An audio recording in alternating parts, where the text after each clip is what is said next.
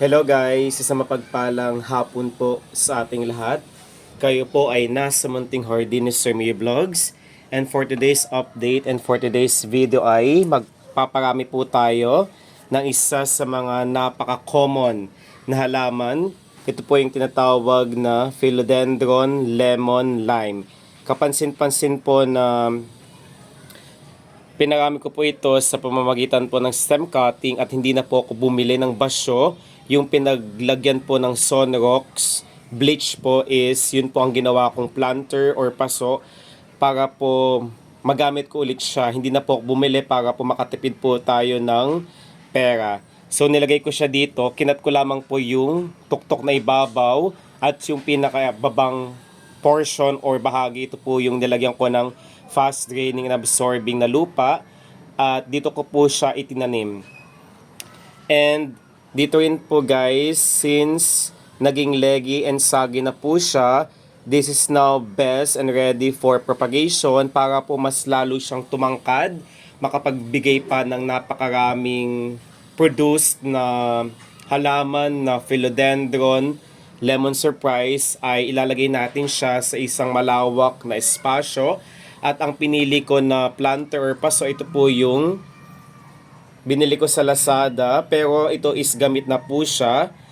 At ang gagamitin po nating way dito is, yung propagation po natin is sa pamamagitan po ng soil propagation. So kunin po natin yung ating gunting at ikakat po natin siya doon sa mismong ibabang portion ng ating halaman. Papakita ko po siya guys. Ito. So since may hila ko po siya, pwede naman po natin siyang hilahin. Pero just be careful with the roots po ng ating halaman na ito. So i-cut po natin siya sa portion na ito. Yan, nakatap po natin. Ito po yung ating i-propagate. Then ito, wag po natin siya itatapon. At dito sa mismong pinakababang part niya is meron po siyang panibagong suloy.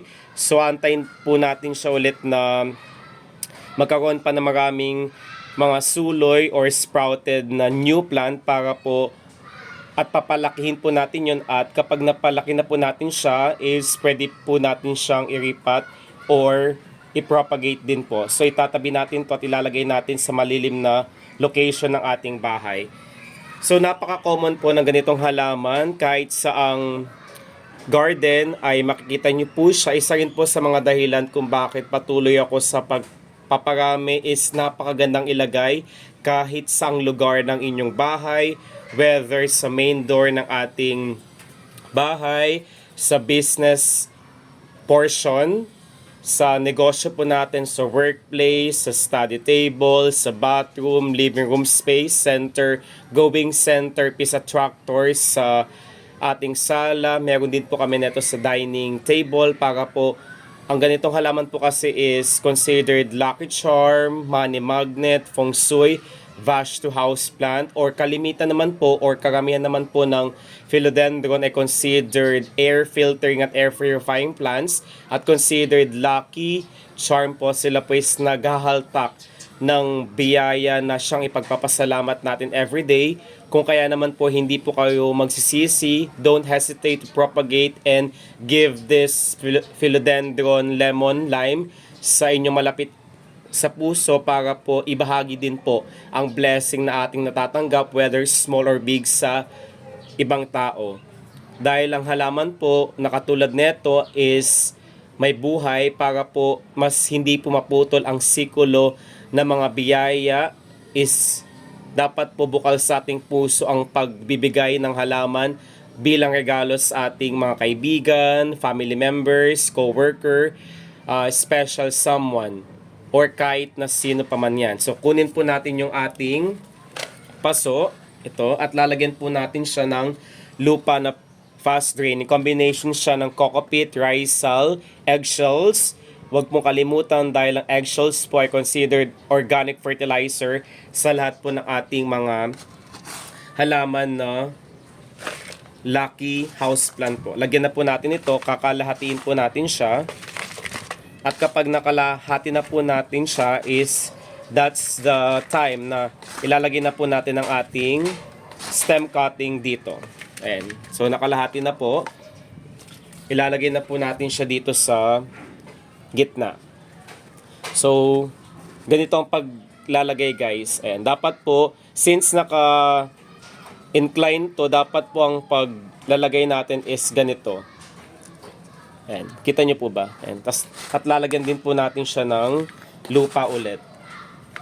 So napakagandang ilagay kahit sa ang portion ng ating bahay. Wag na wag po tayo maglalagay ng mga Lucky Feng Shui house plants sa doon sa mismong kanluran or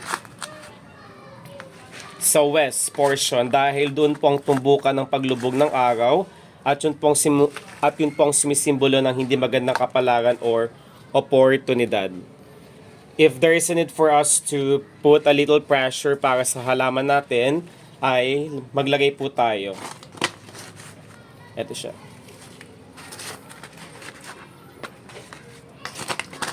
Consider din po siya as air filtering at air purifying plants. Pagpasensya nyo po medyo hindi po magandang aking boses for today's video. Ayan. Kung may mga bato po na kagaya nito, tanggalin po natin. Ang ganitong bato po is nakakasagabal sa paglaki ng ating mga halaman na philodendron. Then, ang pagdidilig po dito is done every 5 to 7 days. Since umuulan na po this past few days, ay nakakatuwa po dahil nasa Aguamay po tayo. Ang ginawa ko po is, nag-ipon po ako, nag-save po ako ng tubig na galing sa kalikasan. Mas swerte na po ang ganitong halaman at mas lalong magiging napakaswerte kapag ipinandidilig po natin ang tubig na galing sa kalikasan, kagaya ng tubig ulan or tubig bukal po. At kapag napuno natin siya, didiligan po natin ito. Para po maging intact yung halaman at lupa sa ating paso, maglalagay po tayo ng slight pressure. So ayan na po, napakaganda. Para po magkaroon siya ng buhay, kung may mga pebbles po tayo, pwede po natin siyang lagyan sa tuktok na ibabaw ng ating lupa. Then didiligan na po natin siya. Ayan, dahan-dahan po. Dapat po ang soil is fast draining. So since madali pong nasisip-sip ng lupa yung tubig, ito po is senyales na ang aking lupa na ginamit dito is yung fast absorbing. Kapag po madali pong bumababa yung tubig sa ilalim, okay, since pumapatak na po ang kanyang tubig sa ilalim na portion, ito po yung considered na po siya as fast draining. So ayan lamang po ang simple update para sa ating halaman na considered lucky para sa taon ng 2024. Then wait for my next update para sa lucky healthy benefits ng ganitong halaman na lemon lime philodendron. Ingat po tayong lahat. Hanggang sa muli po. Paalam guys.